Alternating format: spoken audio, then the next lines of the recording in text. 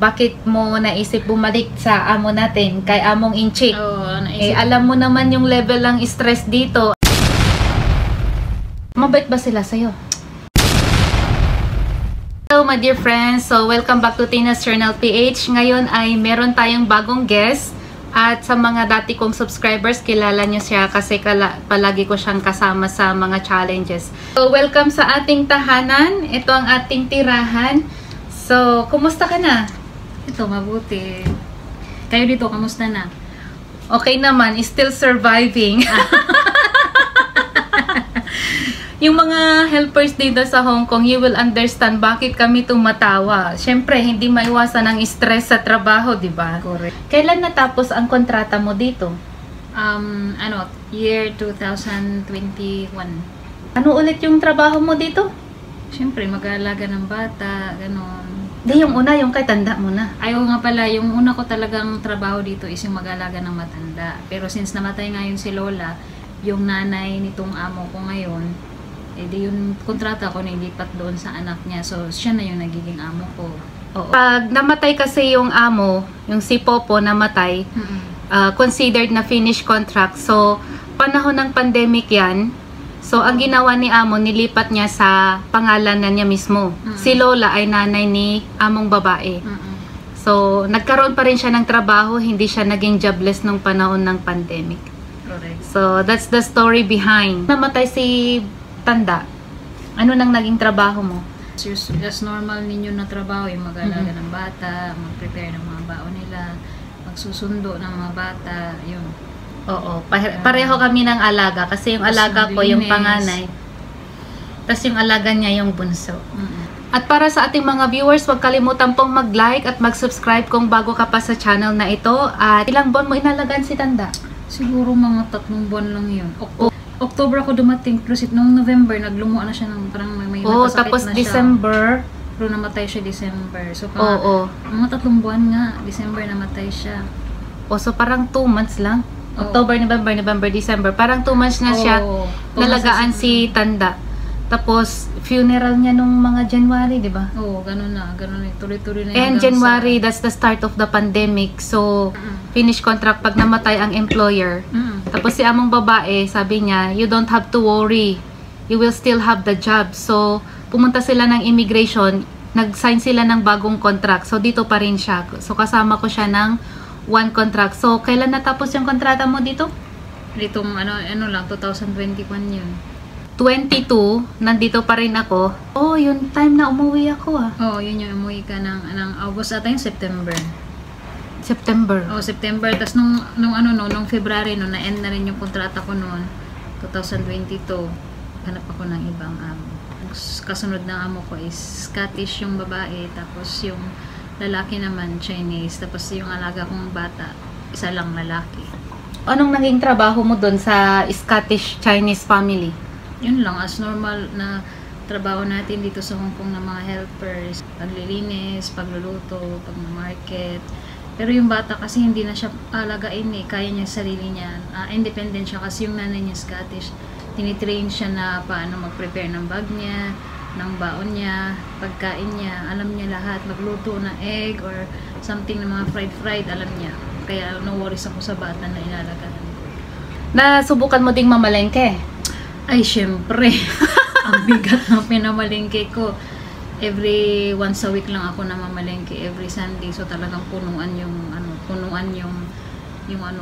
trolley. Pero yung trolley ko, in fairness, hindi siya mabigat kasi siya, di gulong. Yung trolley na parang maleta. Ano yung mga kadalasan na pinapaluto nila sa'yo? Yung mga pinapaluto nila sa akin, like beef curry. Wow! Mahilig sila sa paella. Mahilig din sila sa mga pasta, like mga spaghetti bolognese. Mga iba-ibang klaseng pasta, basta marami sila. Wow! Ay, parang gusto kong matikman. Isulat mo nga yung ingredients, tas akong bibili. Sure. Mahilig ba silang magpagawa ng tinapay sa'yo? Kasi sabi mo, Scottish. Oo, pinapaluto nila ako like ng banana bread. Gusto nila. Tapos kung may birthday, pinapaluto nila ako ng chiffon cake, mga ganyan. Kasi Scottish, mahilig sila. Paborito nilang cake is yung Earl Grey. Wow, talaga? Okay, so tuloy-tuloy ang kwento. Mabait ba sila sa'yo? Siyempre may mga kanya-kanya silang ugali. Si lalaki naman may ugaling niya pag ganitong oras dapat gusto, yung parang on time talaga na if for example, Laura, can you make this ganito, ganyan. Tapos sabi niya within this minute, within this hour dapat tapos na yan. So ganyan si lalaki. Wow, may time frame. Oo. Tapos si Scottish naman na babae, dapat lagi mo siyang pakinggan. Pag may mga inuuto siya, dapat siya yung inuuna mo. Instead doon kay ang lalaki at sa bata. Kasi siya talaga yung doon, yung parang boss sa lahat. Oo. Kaya dapat sa kanya ka makikinig sa lahat ng mga Sinong laging kinakausap mo? Yung among babae o lalaki? si among babae talaga. Kasi Sinong nagbibigay ng sahod mo? ang nagpapasahod sa akin, yung pera is galing kay lalaki. Pero yung account na ginagamit na magsisend sa akin sa account ko is account ni babae. Aya? Paano yung room mo? How is your room? Yung room ko naman, comfortable siya kasi malaki yung space. Maraming drawers na mapaglalagyan ng damit. May ilaw. Isa lang ang wala dun sa kwarto ko, walang aircon. Kasi sabi ni Amo, parang isahan na lang yung aircon sa living room. Papasok naman daw sa kwarto ko. Yun, kaya hindi na sila nagpalagay ng aircon sa loob ng kwarto ko. Pero pag patay na yung aircon sa living room at tulog na sila, ang init na sa madaling araw. Pinapatay nila yung aircon? Oo, kasi matulog na rin sila. Wala nang tao sa living room. Di ako rin naiinitan na pagdating ng mga Oh my goodness. alas Samantalang dito, ang aircon dito sa bahay ni Amo tuloy-tuloy, non-stop yan. Di pwede naming i-off. May aircon din kami dito sa kwarto namin. Pinapatay namin kapag hindi namin ginagamit. Tsaka pag winter, di naman kailangan ginagamit. Pag summer lang kasi talagang ang init dito, parang init din sa Pilipinas. Bakit naisipan mong hindi mag-renew sa amo mong Scottish Chinese? Yung kasi nila is, kahit hindi pa nila sinabi sa akin, pero yung bata kasi nagsalita na nag-detect siya ng exam para sa UK. Yun. Tapos nung sabi ng bata so, number 1. Ganun.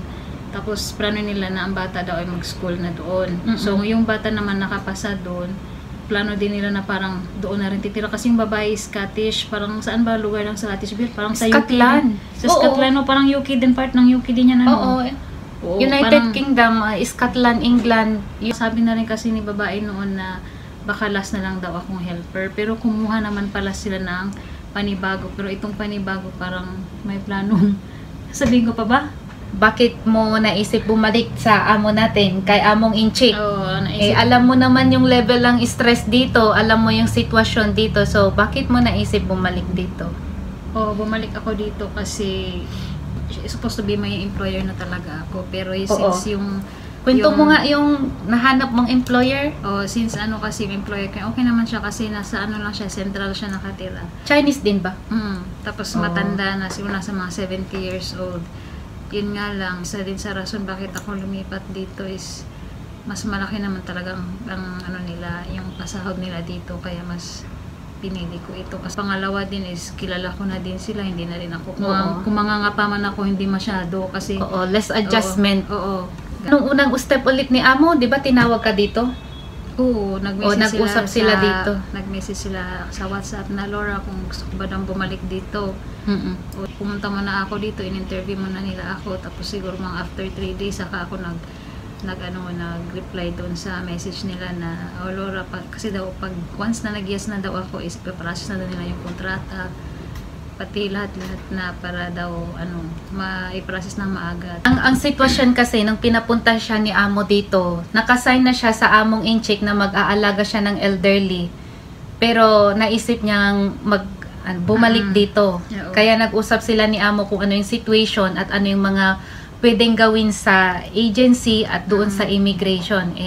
Ang sabi ni Amo, pag nakapag-desisyon siya na talagang desidido siyang bumalik dito, yun, ipaprocess na, ika-cancel yung visa niya sa elderly na trabaho para panibagong visa. Tapos ano yung proseso nun, nung sinabi mo yung final decision mo na bumalik ka dito? Ang amo kumuha sila ng agency, doon kami nagpirmahan ulit ng panibagong kontrata. Yes. So, number 1 yan, signing of contract. Tapos, after namin nag-sign ng kontrata, yung papers dinala ko sa immigration para i-swap yung dating kontrata na nandun. Tapos yung bagong kontrata na itong amo ko na to ibibigay doon sa immigration. Tama ba yung kasabi ko? Oo. Yun, ganun. Tapos how long yung visa mo, yung working visa? Nabilang mo ba? How many weeks? Pre-nasis ko yun, ipinasa ko yun sa immigration ng February 7. Tapos na-release siya is February 29. Tapos tinawagan ako ng agency is March 3 or March 4. Nung tinanggap mo yung visa, meron ka ng visa, ano ang sumunod? Yun, kinuha ko na yung visa ko, tapos bumalik ako sa agency, tapos sabi ng agency is, ganito ganyan, Thursday daw, balik ako daw sa agency para mag-medical. Tapos ikuha nila ako ng insurance nitong amo ko na ngayon. Tapos bago yun, kailangan pa daw, yung kontrata kailangan pa daw ma-approve ng consulate. Anong tawag doon, Bill? Yung tatapan? Parang verification ng Philippine Consulate General of the Philippines. Nag-start ako kahapon. Before ako dumating dito, nag-swab test na ako. Yun. Tapos, pagdating ko pa dito, binigyan ako ni lalaki ng panibagong pang swab test for 2 times na. Yung sinasabi niyang swab test, yun yung rapid antigen test. Dito sa bahay ni Amo, 2 times a week namin ginagawa. Dati, 3 times a week, pero dahil okay naman na, 2 times a week na. Pero si Amo gusto lang niyang ma-sure hit na dahil lagi kaming lumalabas. Mas magandang may self-protection kami. We have our own way of protecting ourselves. Kasi once na mag-positive yung mga bata o kami, ma-isolate agad para hindi kumalat. Kasi ako nag-positive na ako minsan. So, ano ang advice mo sa mga naghahanap ng amo na nandito sa Hong Kong at nandun sa ating bansa sa Pilipinas? Ano yung mga dapat nilang i-consider pag naghahanap ng amo? Siyempre, tayong mga nag-a-apply na yung nasa Pilipinas pa lang at saka yung mga nandito na. So, ang unang yung iisipin is pupunta kayo dito para magtrabaho. Siyempre, maranasan nyo yung mga paghihirap. So, kailangan mong lakasan yung loob mo. Yes. Malawa is tanungin mo rin yung amo mo about sa food mo. Ang pagkain mahalaga kasi hindi naman tayo magjejeta eh. Oo. Kung yun ba ay food allowance or yung kasama ka na dito sa bahay nakakain. Tapos pangatlo, kung may sarili kang kwarto, importante yun. Tsaka sariling toilet. Kasi pangit din yung isang toilet lang ng amo at para sa akin lang yun pero isang toilet at saka sa amo parang hindi ako komportable. Kaya mas pinipili ko pa rin na may sarili akong toilet. At para maiwasan na maghinala si amo na nakikigamit ka sa shampoo niya, sa sabon niya. Kailangan ding mag-ipon, 'di ba? Kasi hindi rin madali ang magtrabaho sa bansang katulad dito sa bansang Hong Kong, sa anong klasang bansa pa yan sa UAE. Kailangan din mag-ipon. Kasi dito, sakaling biglang magpababa si amo, dapat may ipon ka na gagamitin. Kasi paano pag wala kang ibang relatives, wala kang ibang maasahan, kanino ka kukuha? Alala ko nung first time ko dito, nung tinanong ako ni amo, sabi niya, "Do you have relatives here?" Sabi ko, "Yeah, I have 3 aunties." Kasi alam nila, pag wala kang relative, madali ka nilang apihin. Kaya, yun. Ang isa pang advice nga idadagdag ko dyan, dapat marunong tayong magsalita sa ating amo. Hindi yung lumaban, yung sabihin lang yung pag alam mong right mo. For example, magpalinis sila ng bintana. Kamay lang, ilalabas mo. Huwag mong ilabas yung ulo mo, huwag mong ilabas yung katawan mo kasi paano pag may nangyari sa'yo, kawawa ang iyong pamilya. At saka labag din yun sa batas ng Hong Kong na tayong mga helper is maglilinis ng bintana na pag walang grills yung bintana. At pati yung day off, alam ng mga amo yan. Lahat ng helpers dito may day off. So pag hindi ka binigyan ng day off, magreklamo ka. Saan magreklamo? Rights natin. Sa labor. Rights natin. Magreklamo sa Department of Labor. Huwag tayong paapi. Kahit kunyang tayo dito, marangal ang ating trabaho. Meron tayong mga rights. So, maraming salamat sa inyong panunood sa amin at sa inyong pakikinig sa aming mga sinasabi. Sana po mayroon tayong napulot na information, kahit isa o dalawa. At sana makatulong ito sa ating kababayan na gustong magtrabaho dito. Pag-isipan ninyo ng mabuti, kailangan ng isang timba ng patience, isang timba ng lakas ng loob at marami pa. So, thank you so much for watching. See you guys in the next vlog. Bye-bye! Bye.